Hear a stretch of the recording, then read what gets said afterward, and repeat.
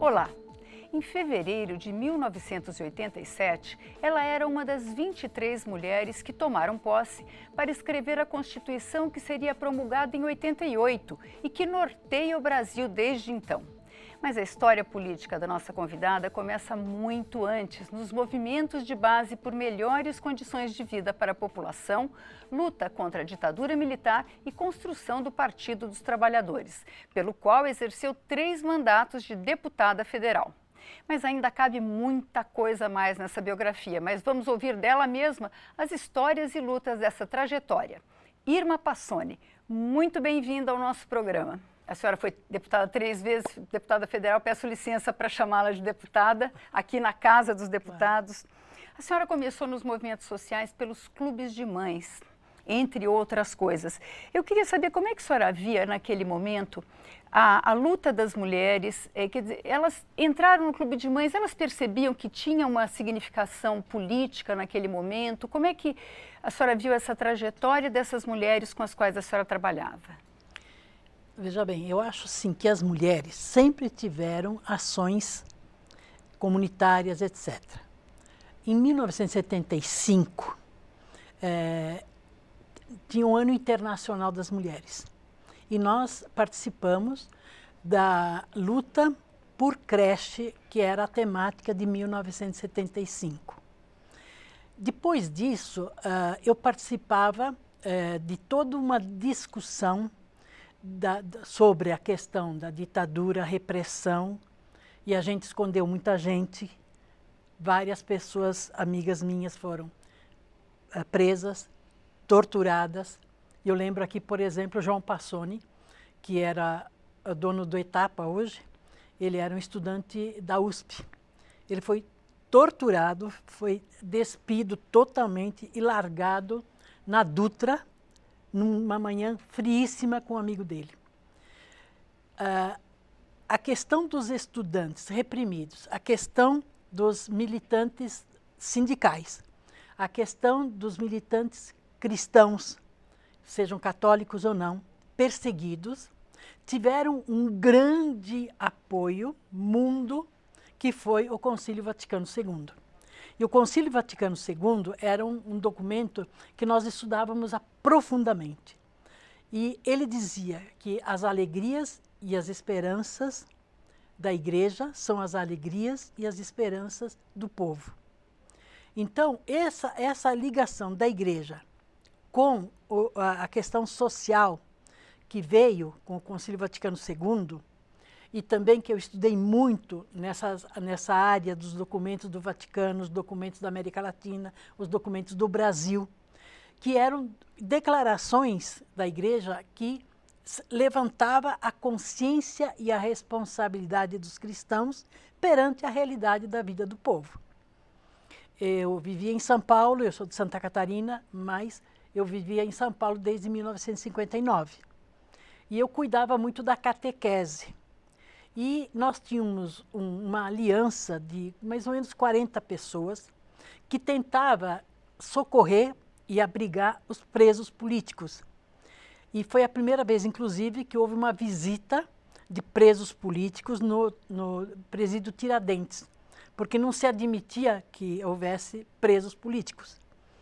Quando a gente fazia a ligação entre a necessidade da comunidade de enxergar o local que trabalhava, que vivia, aonde faltava tudo.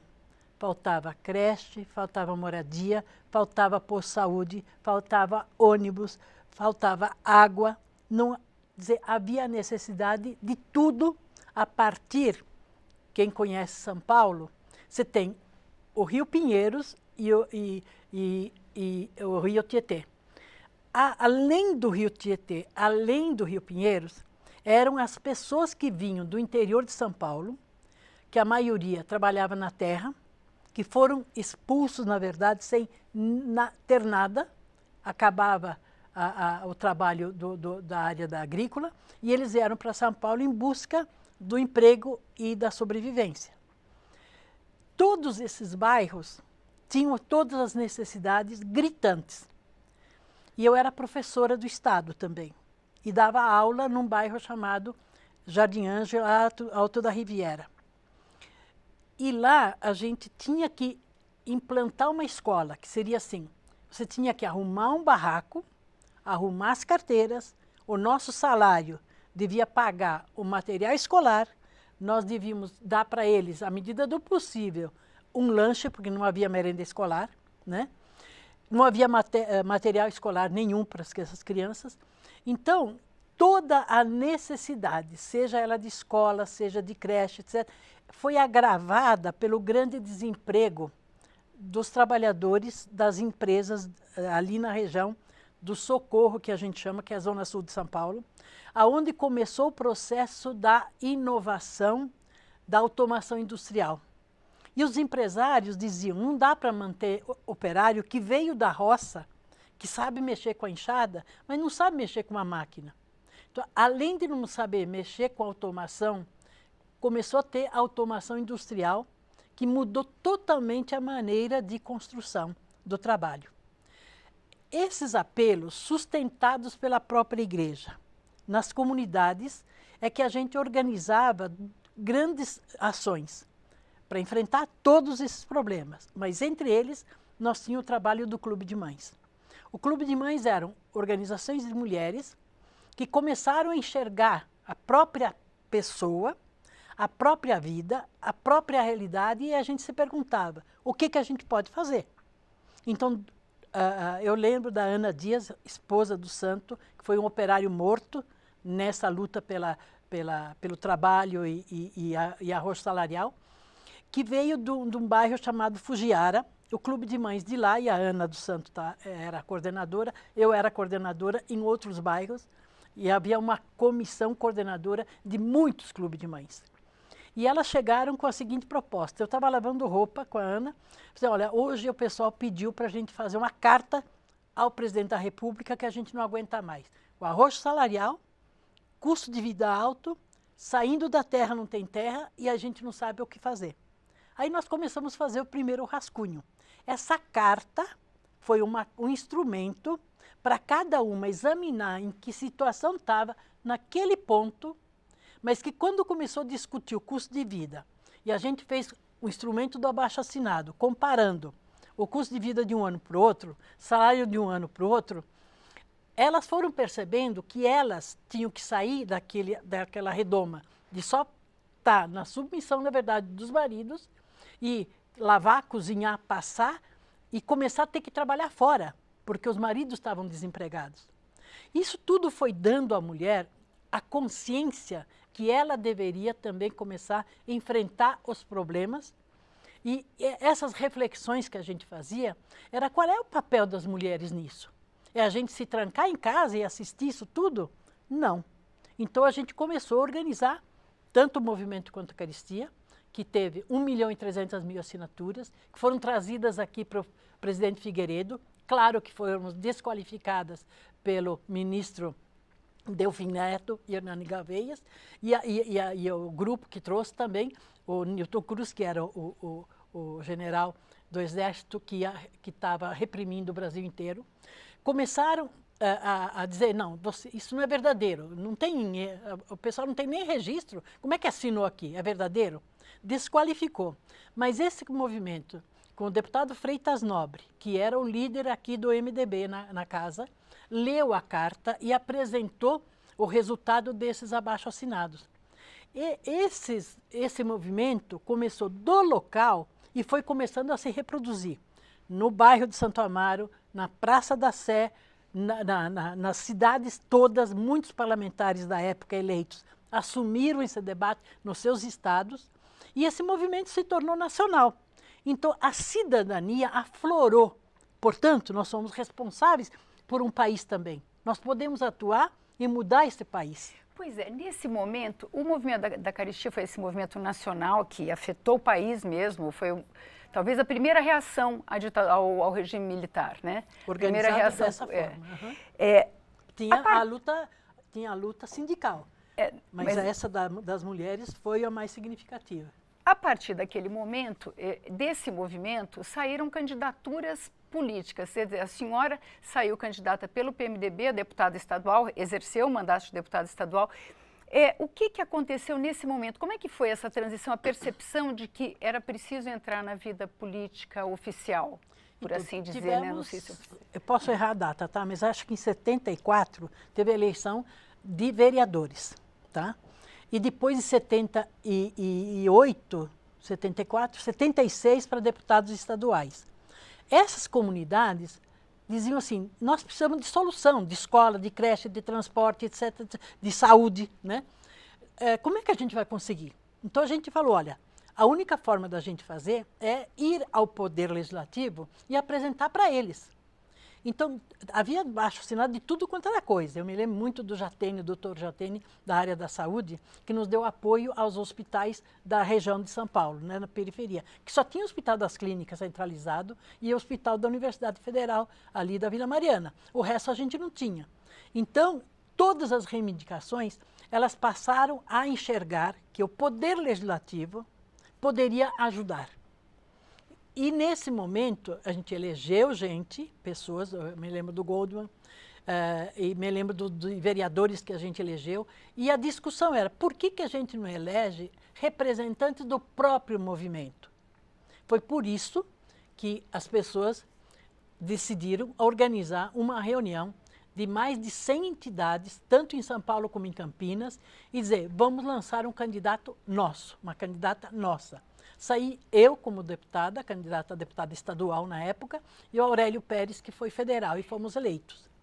E nesse mandato, a senhora sentiu alguma resistência pelo fato da senhora ser mulher? A senhora está falando em 76.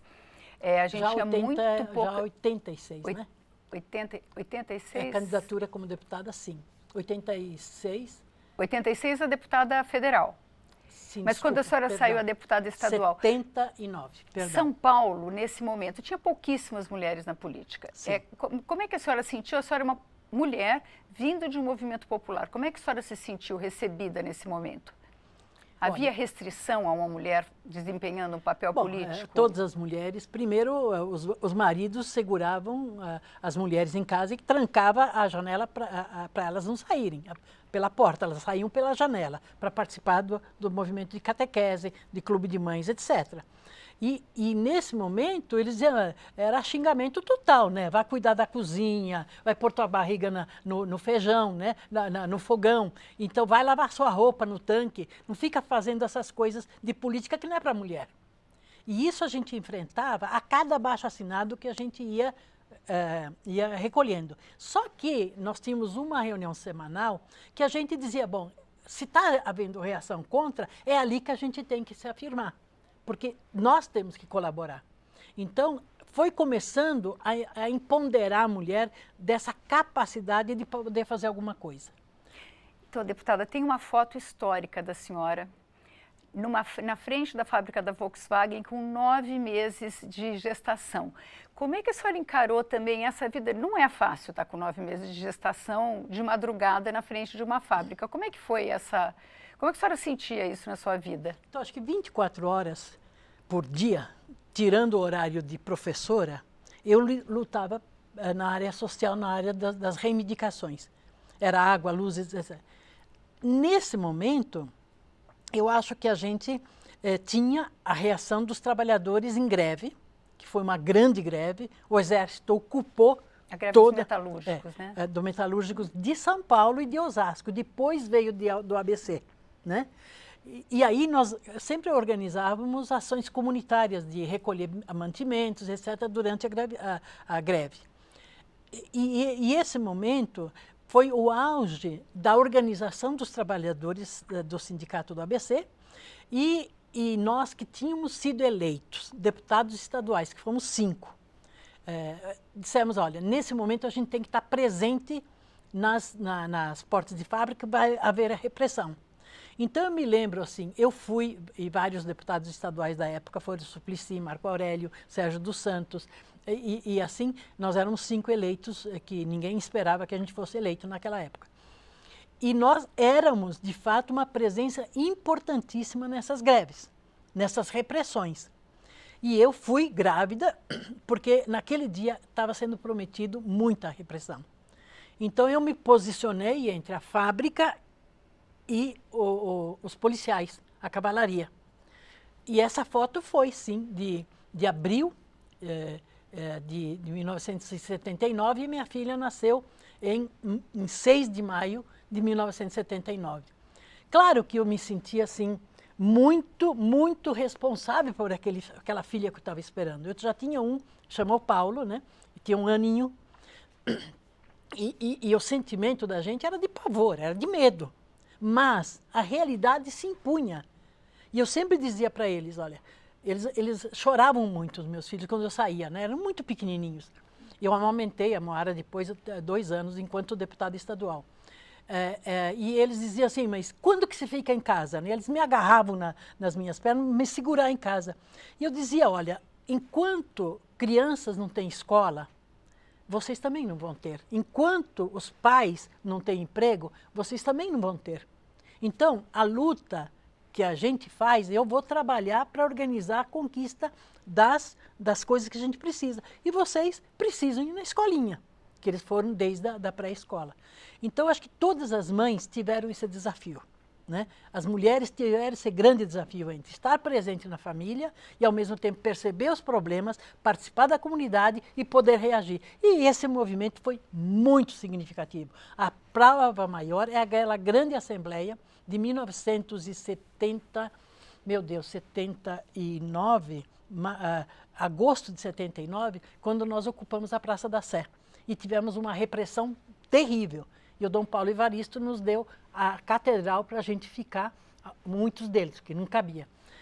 Então, foi enfrentando, assim, essas assembleias que também fortaleciam as pessoas. Tivemos uma primeira assembleia no Colégio Santa Maria, em Santo Amaro, que nos deu um apoio muito grande. Nós sabíamos que tinha muito policiais e repressão lá.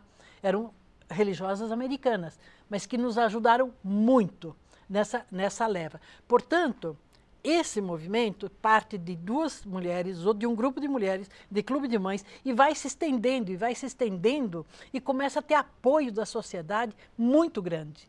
Nesse momento surge o começo, o embrião do Partido dos Trabalhadores, que vai ser outra tarefa hercúlea que a senhora enfrentou aí também, com esses papéis de mãe, enfim, de professora, de parlamentar. Como é que foi esse trabalho? A senhora teve que viajar o país inteiro. Então, eu fui... Só uma coisa que eu achei curiosa, lendo, estudando sobre sua vida, que a senhora falou uma vez, mas o meu marido ficava com eles. Quer dizer, o seu marido dividiu as tarefas igualmente com a senhora. Sem ele, eu não conseguiria fazer as coisas, nem ter o equilíbrio da família, né? Foi fundamental. Ele também era militante, ele também batalhava muito, ele organizou 65 entidades não governamentais em cada bairro, né? Para também as comunidades terem uma institucionalidade, para ter uma representação para reivindicar. Então, eu acho assim que sem a família a gente não consegue. Agora, o que eu acho assim, rememorando a sua pergunta, é que havia uma missão a ser cumprida e a gente não conseguia atender todo mundo, mas toda vez que a gente precisasse, a comunidade precisasse, a gente estava. Eu trabalhei até 10 horas da noite, num dia, numa assembleia de moradia, e no dia seguinte, 4 horas da manhã, eu já estava no hospital ganhando a Moara. A Moara nasceu. E no 8º dia dela, eu tive que voltar para a Assembleia Legislativa porque o Maluf queria fazer a mudança da capital. E a sociedade disse assim, não, por que mudar a capital? Qual é o gasto que vai ser feito para mudar a capital para o interior do estado, né? E como é que ficaria? E conseguimos vencer e começamos a luta pelas diretas já, enfrentando, na época, o Maluf. Então, era uma luta que chamava a outra, né? Tanto pela escola como creche, nós conseguimos 300 creches na cidade de São Paulo, porque eles perceberam que nós precisávamos de apoio para as crianças, e as mães e os pais também. Então, era a luta de tudo quanto é jeito. Não tínhamos escola, mas a gente fez a luta e conseguimos. De uma leva só, a gente levou 25 escolas estaduais para os bairros da região de Santo Amaro e depois na Zona Leste, etc. Então, era um movimento tão intenso, a cidadania aflorou, estava tudo guardado, mas pela primeira vez da história dos cidadãos se sentiram cidadãos. Porque a pessoa que vinha da enxada, do interior, enfrentar uma cidade onde não tinha programas de habitação, escola, creche, etc., eles se sentiram parte da solução. E todo mundo se embarcou, por exemplo, grandes assembleias que nós temos, para ter transporte de ônibus. O Newton Tato, por exemplo, eles ajudaram muito a gente na luta pela água, na luta... E hoje são vereadores, deputados, etc., que vieram também dessa mobilização. E a coisa é muito aflorada de uma certeza de que juntos a gente poderia enfrentar e conquistar. Eu vou ter que dar um salto agora, porque a vida da senhora é muito rica de experiências, que é a sua vivência aqui na Constituinte. A senhora, foram oito mulheres pelo Partido dos Trabalhadores? Não.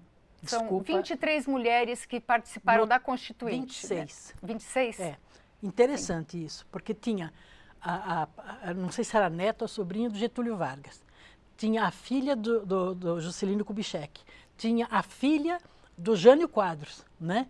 E tínhamos, assim, mulheres de uma elite da história, e que conseguimos, através do Conselho Nacional da Mulher, construir toda a pauta das necessidades de leis que nos dessem a cidadania na Constituinte. E nós trabalhamos conjuntamente isso e aprovamos toda a mudança necessária para dar iguais direitos entre homens e mulheres, com essa articulação das 26 mulheres. Quer dizer, a senhora, a bancada feminina foi ouvida durante a Constituinte? Foi respeitada? Foi respeitada, porque era suprapartidária. Foi feito muito trabalho através dos conselhos estaduais também, do movimento popular, do movimento acadêmico, né? Então, eu acho que juntou tudo. Parece que o Brasil estava precisando de uma ressurreição, e que aconteceu. Deputada, depois, aqui dentro da Câmara, a sua trajetória de 3 mandatos aqui dentro da Câmara dos Deputados, a senhora foi uma das primeiras mulheres a ocupar um cargo na mesa diretora da Câmara. Né? A senhora foi suplente da Câmara. Como é que a senhora se sentiu nesse lugar? Porque aqui as mulheres, a bancada feminina, até hoje, diz que as mulheres são muito pouco escolhidas para cargos de direção na casa, para relatar projetos que tenham importância política, para dirigir as comissões. A senhora acha que os partidos têm algum preconceito, ou é a superestrutura política? Como é que a senhora vê essa questão? Essa questão é muito complexa, porque o machismo era muito presente. Eu fui secretária de organização no Estado e fui secretária nacional da Constituição do PT. E eu nunca tive um tostão do partido para ajudar a minha campanha. A gente tinha solidariedade, etc., né? Mas as minhas campanhas iniciais eram feitas no papel de pão, que as pessoas pegavam o pão de manhã na padaria e faziam uma cédula para dar o número da minha candidatura a primeira vez em 78, entendeu? Então, eu acho assim, muito difícil, como um todo. Agora, eu acho que nós tivemos assim, muitos homens também que começaram a ser muito presentes pela luta democrática, pelas diretas já, tá? pela mobilização solidária de lutas populares. Então, nós tivemos um parlamento muito presente. E nesse momento, eu estou revendo, meu arquivo está na FGV do Rio, eu fazia milhares de pronunciamentos, não tinha um assunto importante que eu não registrava no plenário. Então, eu participava de debates, eu participava das discussões, eu enfrentava a direção para receber mulheres, né? Então, essa presença do trabalho é que me levou a ter o cargo, eu acho. A gente tem que batalhar para ter, ninguém vai dar nada de graça para a gente. Eu me lembro um dia, a Tutu Quadros, filha do Jânio Quadros, falou: Irma, eu não aguento mais, eu estou aqui, eu só respondo questionamentos da imprensa que me querem fazer, me desqualificando. Falei: Tutu, começa a fazer pronunciamento, faz os teus projetos de lei e vai em frente e se afirma. Então, veja bem, eu acho que a gente tem o desafio de ser muito... a gente é muito acatada, a gente parece que precisa de autorização para agir. Não, nós temos que ter ação política fundamental, porque a política do bem comum, ela precisa ser construída pelas mulheres. Ulisses Guimarães foi uma pessoa que reconheceu isso. Você vê no discurso da instalação da Constituinte, ele nos cumprimentou dizendo, essa Constituinte vai ser diferente, porque nós temos pela primeira vez na história 26 mulheres que se elegeram constituintes. E realmente a gente marcou. E marcou porque as 26 se uniram nas batalhas principais, independente de partido, mas na pauta que a sociedade precisava. Então, eu acho que a gente precisa se valorizar, precisa se apoiar, precisa sustentar e ter uma coisa muito solidária entre as mulheres. E aprender a dialogar com os homens. Porque a gente também não fazia muito esse diálogo. Praticamente, casa e filho era tarefa de mulher. E aos poucos eles foram sendo parte dessa solução e desse trabalho. Então, acho que a maturidade da cidadania nossa cresceu. A senhora também foi muito pioneira na percepção de que o mundo ia mudar, de que havia uma nova... O mundo das máquinas só já tinha chegado ao seu limite.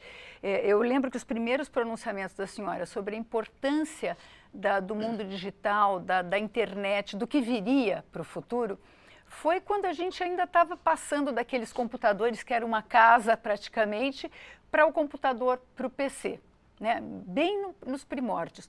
E isso é um campo também que estava meio reservado aos homens, né? E a senhora acabou abraçando a causa da ciência e tecnologia. Como é que a senhora percebeu isso que estava acontecendo? Nós tínhamos a presença aqui da deputada Cristina Tavares de Pernambuco. A Cristina Tavares, ela tinha uma experiência internacional muito poderosa na França.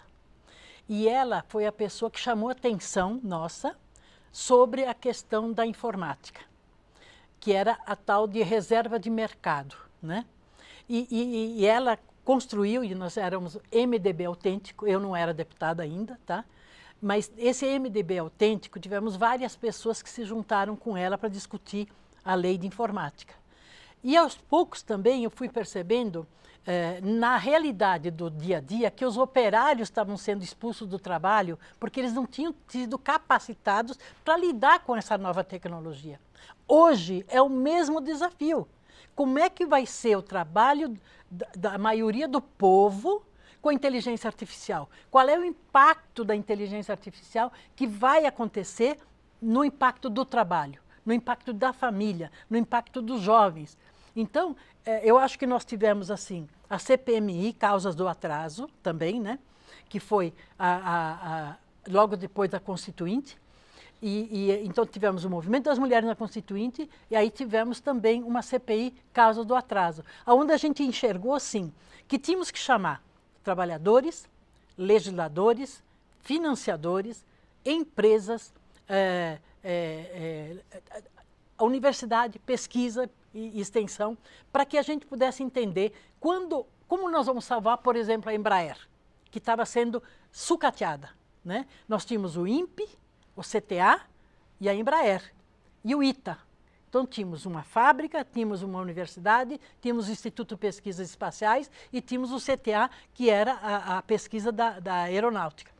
Juntando isso, o Covas, por exemplo, presidindo essa comissão, e a assessoria, que eu quero agradecer muito sempre, a assessoria legislativa do Senado, que nos ajudou muito, a gente produziu um documento fundamental, como sustentar. Um dos exemplos vitoriosos é a Embraer, né? Então, a gente conseguiu levantar isso, porque também o Covas assumiu o governo do Estado e nos ajudou a fazer esse processo também de continuidade. Agora, a senhora deve ter sido olhada assim como mosca branca nesse universo da tecnologia, né? Que é um universo até hoje dominado por homem, né, deputada? Claro, claro. Eu me lembro quando eu recebia muita gente, porque era o ano da renovação das TVs. TV Globo, TV SBT, TV, todas as TVs eram renovadas no ano que eu fui presidente. E também as rádios, né, a renovação das concessões. E aí também chegavam, eu enfrentei a discussão do próprio Globo, na questão da NEC, e o debate sobre a telefonia. E a telefonia, quem apresentou o primeiro projeto foi o deputado Tilden Santiago, que trouxe a proposta dos jornalistas. E a TV a cabo, ela chamou o processo da telefonia. E a telefonia da indústria da indústria de fibra ótica, etc. E eu tinha também bastante contato com a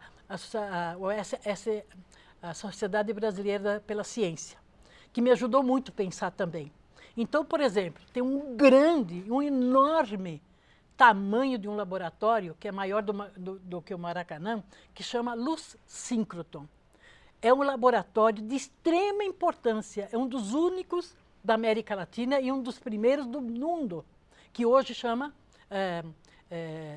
era Luz Síncroton, agora é Sirius. Tá? E também a gente trabalhava muito com, por exemplo, os pesquisadores de Campinas. Então, essa aproximação com a academia, com o debate das universidades, é que eu fui canal de coisas que estavam sendo pensadas, mas não iam para a prática. Então, eu acho que foi um instrumento para que tudo isso fosse valorizado e a gente sobrevivesse. E outra coisa que a senhora fez foi o que permitiu a nossa existência aqui. A senhora é autora da Lei do Cabo, da TV a cabo, que criou as TVs comunitárias, as TVs universitárias e as TVs, os canais públicos de TV, como a TV Câmara, como a TV Senado. Como é que foi esse processo, deputada? O que a senhora entreviu que a comunicação pública tinha que ter um espaço reservado? Olha, esse foi um desafio assim, muito interessante, porque veio no processo das pesquisas e desenvolvimento. Tinha o CPQD de pesquisa da telefonia, né? Só que daí, bom, a telefonia não vai mais ser esse telefone que é só para... eram 9 milhões de pessoas que tinham o telefone. Hoje nós temos mais de 400, 500 milhões. Né? Então, esse debate, quando que eu ia imaginar que essa luta da gente, apoiando primeiro o projeto da iniciativa popular do sindicato dos jornalistas, como eu disse, e o Tildo em Santiago como autor, e o deputado Coiuíra dos Santos, que foi o relator. E nesse debate a gente foi vendo todas as possibilidades, que não precisava ter um canal só para televisão, que a telefonia tinha que ultrapassar os debates que estavam acontecendo, que o mundo estava vindo na comunicação. Então, acho que era só acompanhar, era só fortalecer, era só a gente estar junto. Eu acho que o parlamentar tem que estar junto da área que ele trabalha e mobilizar a sociedade. Não adianta só ele fazer discurso aqui. Ele tem que estar junto, construindo o movimento da mudança. Senão não vai fazer mudança. Então fica às vezes lei que pega, lei que não pega, entendeu? Você tem que estar junto para construir tudo isso. E como é que foi a criação da Lei do Cabo? A questão da comunicação pública. A senhora achou que entre as TVs particulares a sociedade não tinha uma expressão real do que acontecia? Não tinha. A comunicação era da elite, era de quem dominava o país. E nós, na TV a cabo, percebemos e enfrentamos muitas discussões de quem era fabricante de antena, quem estava começando a fabricar fibra ótica no Brasil, né? Teve um grande processo de confronto. Eu, por exemplo, tive um preço pelo sindicato da engenharia das telecomunicações. Foi muito complexo. Mas a gente foi percebendo e foi recebendo, visitamos os laboratórios dos Estados Unidos. O pessoal que pesquisava o telefone, toda nós fomos em muitos lugares, tá? E vimos aqueles telefones que eram tijolão, né? E o cara lá na fábrica desse telefone disse assim, a gente vai tentar participar lá no Brasil levando 1 milhão mil celulares. Eu falei, o senhor não conhece o Brasil. Não conheciam. Então, a gente dizia, pode levar 1 milhão, eu falei, porque vai ter gente para comprar. Só que custava $20 mil. Quem é que podia comprar $20 mil um telefone? Então, nós tivemos que atravessar muitas resistências daqueles que estavam estudando, estavam pesquisando, mas não viam a produção. Então, estudar, pesquisar é fundamental. Pôr em prática para a fabricação é o desafio necessário. E quando a senhora criou a TV pública, a senhora imaginava que elas iam ganhar essa dimensão que elas têm hoje? Quem me ajudou Porque a senhora muito trabalhou também na rede de implantação de TVs, de algumas das TVs, né? Eu acho que quem me ajudou aqui dentro foi um jornalista chamado Carlos Anata.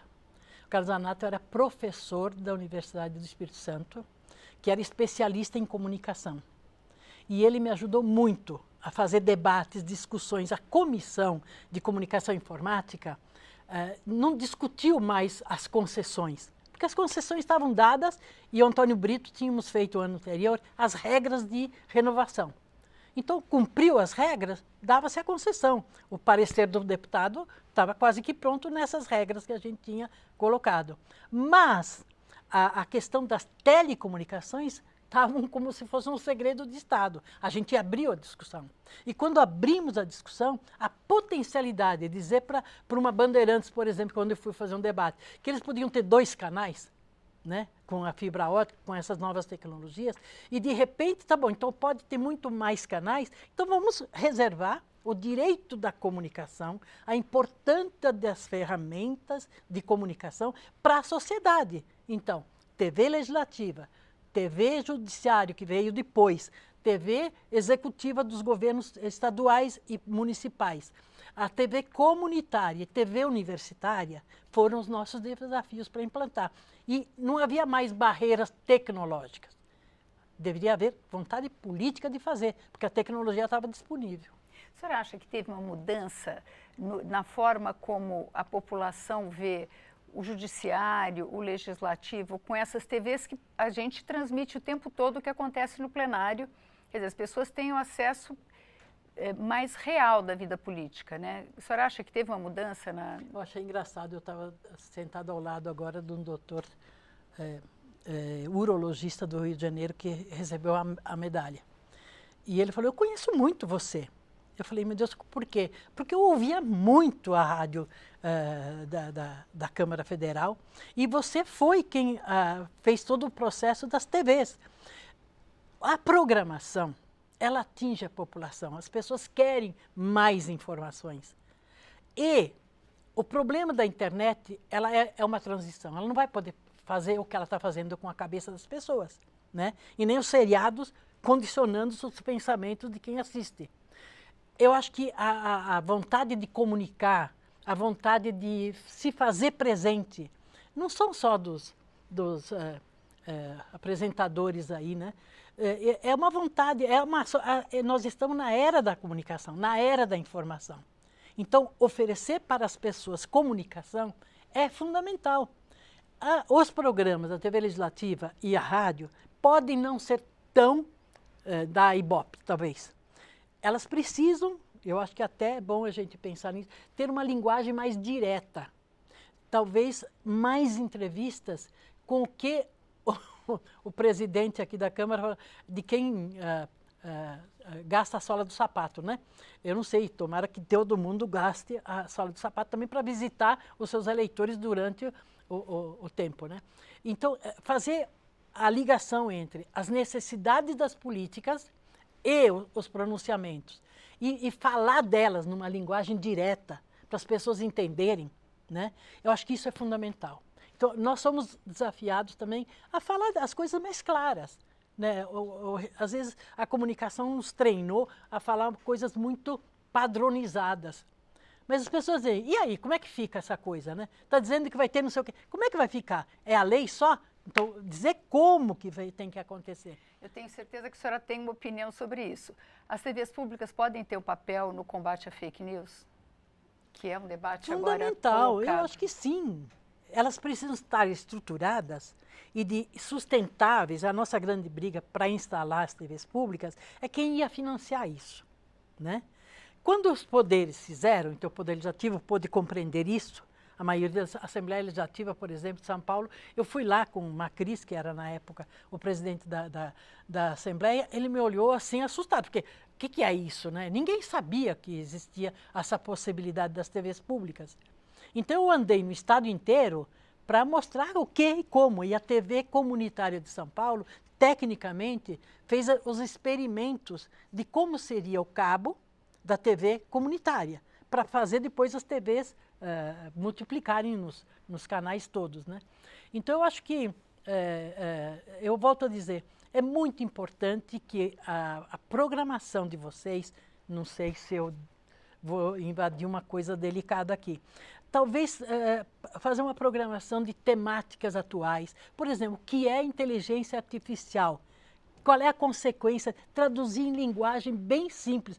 Eu comecei a discutir a inteligência artificial em 1994, quando eu fui assessorar o Ministério das Comunicações. Também não sabia.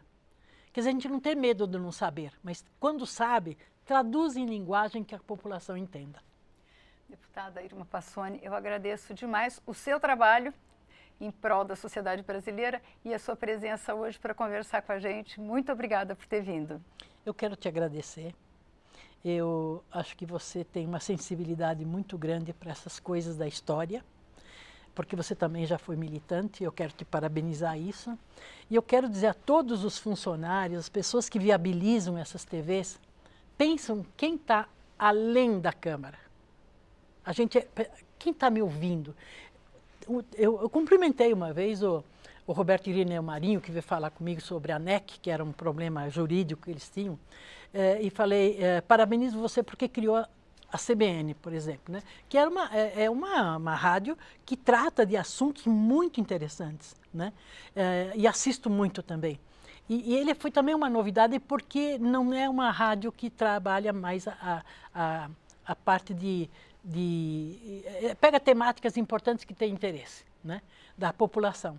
Então é pesquisar qual é o interesse que esses deputados revelam aqui, né, de que eles tratam na vida deles, como é que é isso, e trazer para debate, né, para que eles possam. Então quero te agradecer toda a equipe que faz esse programa, acreditem da importância dele, porque a legislação ou o parlamento existe ou não vai existir democracia.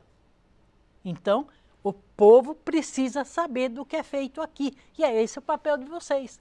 E o povo precisa saber que é dele que se fala, é dele que está se legislando, é para ele que está se legislando, não é para um grupo encastelado do poder.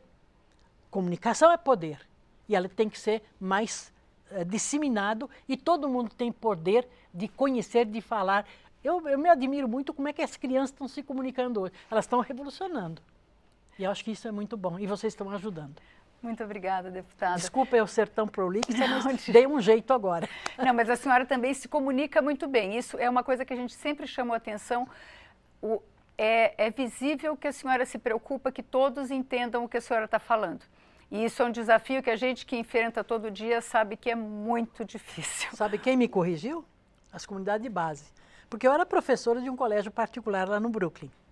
Quando eu fui morar na periferia, as pessoas diziam, Irma, traduz isso, a gente não entendeu nada do que você falou. Eles que me ensinaram. E a gente precisa entrar na linguagem, né, para que a gente possa ser compreendida. E eu mudei minha maneira de comunicar. Acho que isso também me ajudou, é a comunidade atuando junto com a gente. Muito obrigada, deputada Irma Passoni. Obrigada. E nós ficamos por aqui. Se você quiser rever ou compartilhar esse programa, vá ao nosso canal no YouTube ou à nossa página câmara.leg.br. Muito obrigada pela audiência e até a próxima.